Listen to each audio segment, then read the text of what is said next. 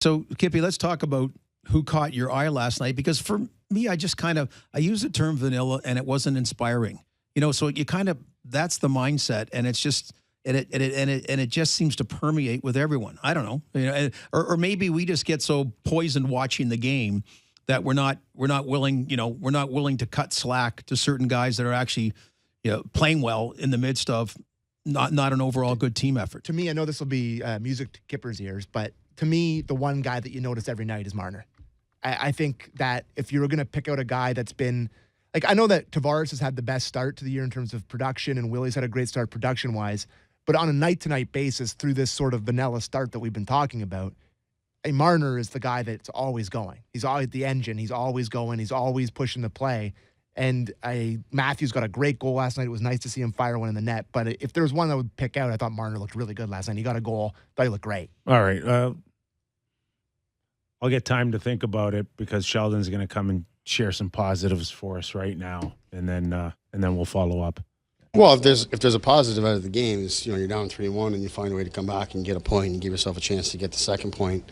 We had some opportunities there in the third period to go ahead in the game, and we couldn't get it in. But if there's a positive in the game, for sure, it's that. Like I said, we get down in Vegas early in the third period, and we don't have much of a push at all to come back. And in this one, we got a great goal by those guys to finish the second period. Power play against a very good penalty kill had to come through in a big moment. We were able to do that, so I took that as a big positive for sure. We just got to find a way to get that second point. Just to follow that up, Källgren looked like he got off to a horrible start, but give the kid some credit. He settled in, and he gave the team a chance to pick up the point and maybe get one in overtime.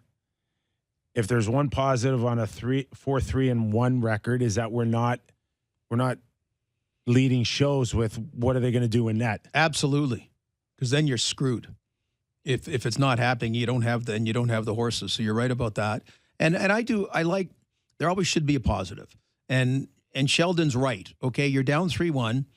And on the road, even though the Shark Tank is now more like the Guppy Tank, okay, it's not the Shark Tank anymore. It is. Come on, like a goldfish bowl. Yeah, oh come on. I mean, the minnow tank. We talked about it yesterday. Like, God love Peter Horacek, his brief time here, but he went on the road to those three cities, and that was it, man. Game, set, match. That was a duck, a different animal back in those days. It wasn't that long ago. I know. Trip. California was like the three NBA teams in Texas. Yeah. And now it's like, duck, the drowning ducks in one thing. The Kings at least are a little bit of a rebuild in that. But, yeah, so, okay, down 2 on the road, you came back and tied. So I'll give them that. That's a positive. Positive is Marner scores, Matthews scores. Yep.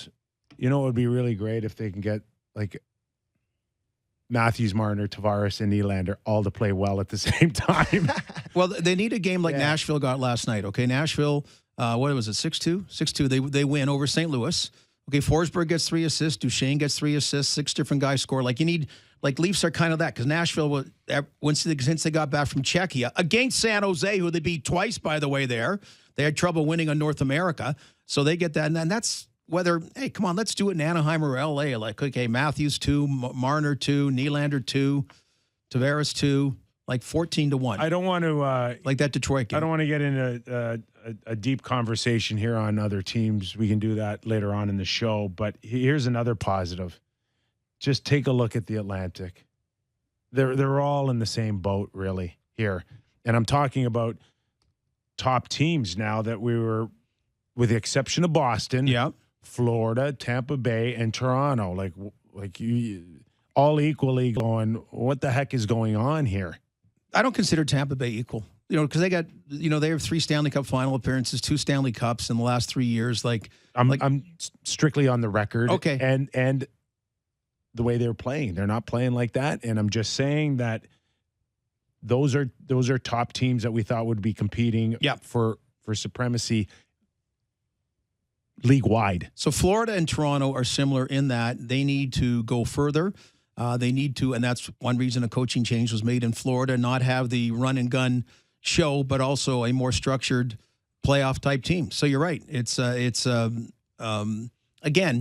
I guess disappointing is not too strong a word. So, yeah, it is disappointing to start. It's not, again, the sky's falling down, but it's disappointing.